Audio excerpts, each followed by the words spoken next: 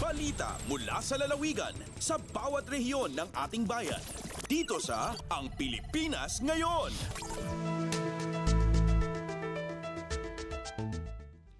Narito na ang bugso ng ating mga regional news. Dumako muna tayo sa rehiyon ng Luzon.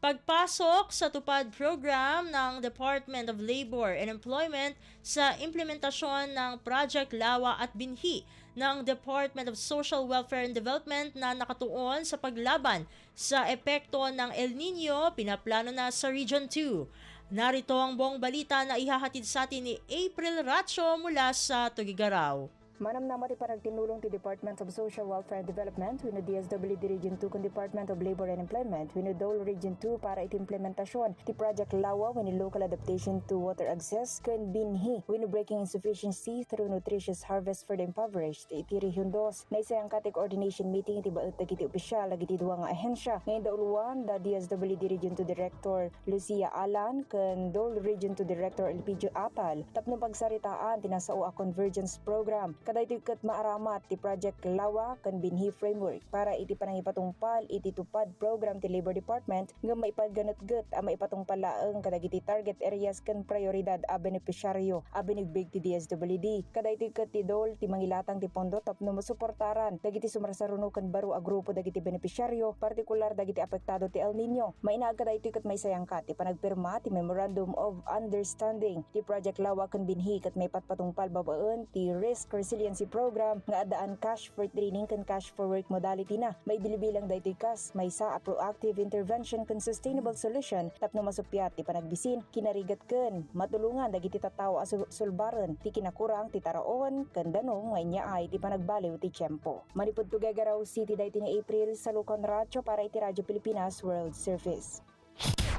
Balita mula sa lalawigan sa bawat rehiyon ng ating bayan.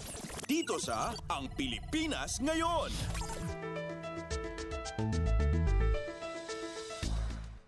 Inyong napakinggan ang ulat ni April Racho mula sa Tugigaraw. Dakuin naman natin ang Baguio City, 260 dengue cases na itala sa Baguio City. Ang kabuang ulat ihahatid naman sa atin ni Jong Munar. Dumano na iti duwagasot kan inamapulo kaso ti dengue iti nailista ti Baguio City Health Services Office manipod Enero aging gana Abril iti agda mga tawen. Sigun kani Acting City Health Officer Dr. Celia Flor Brillantes, nakalista damat lang ti maysa nga pimusay gapo ti dengue related causes ti biktima kat maysa nga inamapulo kat talo at awen ang lalaki manipod ti Barangay Luwakan. Inlawlawag mat ni City Epidemiology Surveillance Unit Head Dr. Donabel Tubera Panes ang manipod iti 260 cases siya mapulo kat talo kadagitoy kat na-admitar when no na-confine kadagiti ospital bayat kat kadwan kat outpatients. Base pa iti datos na obserban iti clustering of cases ijay Barangay Irisan, Aurora Hill proper, Bakaking Central ken Middle Quirino Hill. Gapo iti panagnato ti kaso mas mapapigsan pa iti denggera when no laban kontra ti dengue. Babayin ti daytoy kat ma-mobilize manan dagiti barangay ang mga patungpal ti massive ken simultaneous search and destroy kadagiti pamukakan iti lamok ang mga warwaras iti naso nga sakit iti masakupanda. Manipod iti Radyo Pilipinas Baguio, Jong Munar nang ipadabag para ti Radyo Pilipinas World Service. Balita mula sa lalawigan sa bawat rehiyon ng ating bayan. Dito sa Ang Pilipinas Ngayon.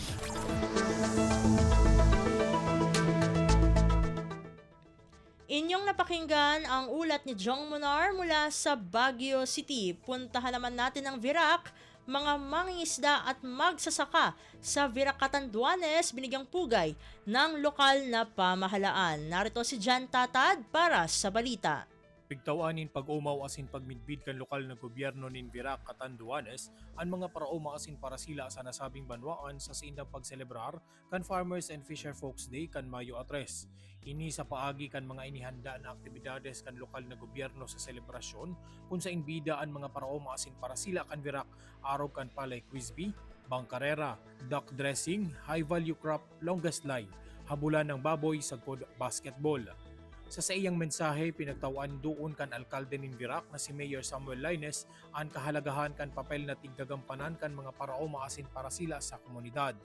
Susog ki Mayor Laines, Ang industriya kan farming as in fishing bako usa nang nagpapakaon sa komunidad, kundi ini ang mga nagsishirbing backbone kan lokal na ekonomiya as in cultural identity. Dagdag pa kan pamayon in Virac, ang pagselebrar kan Farmers and Fisher Folks Day, sarong paagi tanganing magpasalamat sa mga esferso as in dedikasyon kan mga paraoma as in para sila para sa mga kahimanwa.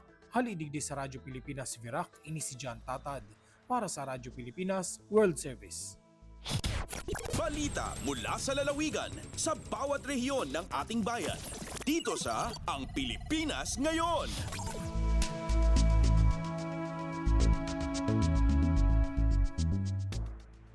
Inyong napakinggan ang ulat ni John Tatad mula sa Virac. Dumako naman tayo sa rehiyon ng Kabisayaan. Cebu Governor Gwen Garcia nagpalabas ng cease and desist order laban sa isang mountain resort dahil sa environmental violation. Pakinggan ang kabuang ulat na ihahatid sa atin ni Carmel Matos Pedroza mula sa Cebu.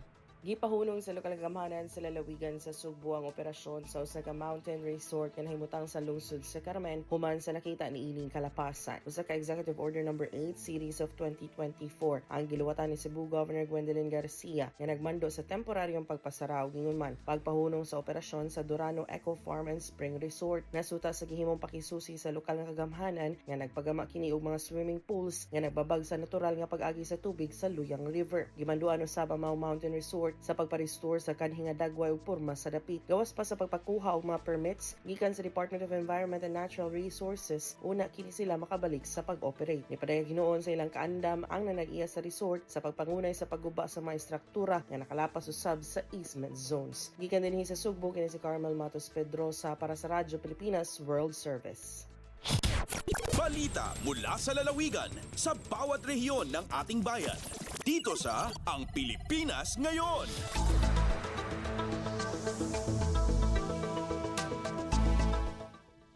Inyong napakinggan ang ulat ni Carmel Matos Pedroza mula sa Cebu. Puntahan naman natin ang Iloilo. Iloilo Governor nagbabala sa publiko sa mapanganib na epekto ng heat index. Narito si Bing Pabiona para sa detalye ng balita.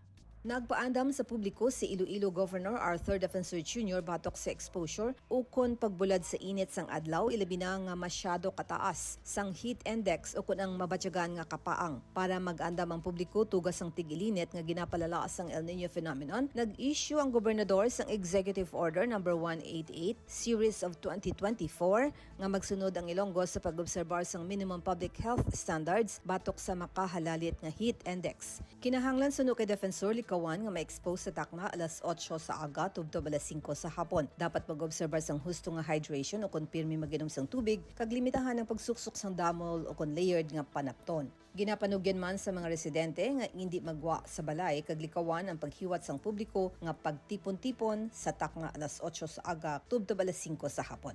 Gikan sa Iloilo, Bing Pabiona, Radyo Pilipinas World Service. Balita mula sa lalawigan sa bawat rehiyon ng ating bayan. Dito sa Ang Pilipinas Ngayon.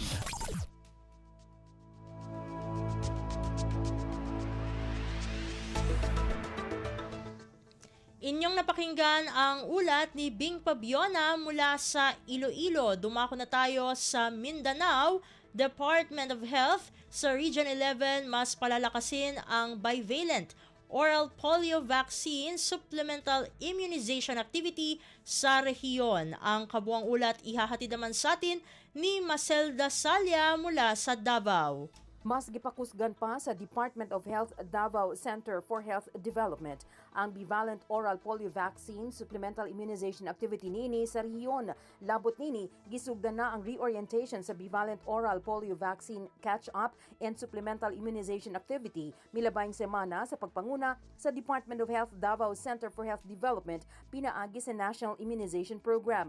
Gihimo ang mga aktibidad sa mga probinsya sa Davao Oriental, Davao del Norte ug Davao de Oro sa paningkamot nga mapakusgan pa ang pagpabangkuna sa mga kabataan sa rehiyon. Subay niini, gihisgutan sa mong aktibidad ang vaccine preventable disease, updates, risk communication and community engagement, demand generation, BOPV catch-up immunization and SIA guidelines ug synchronized electronic immunization repository reporting and recording. Gipahibalo usab sa DOH nga dunay aktibo nga surveillance system alang sa polio aron nga mapahigayon ang mas maayong monitoring sa kalidad sa serbisyo nga gipahigayon sa aktibidad sa bakuna.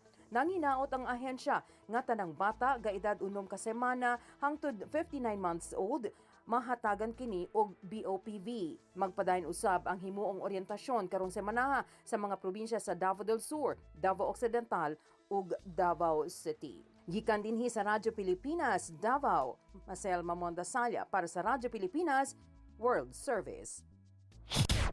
Balita mula sa lalawigan sa bawat rehiyon ng ating bayan.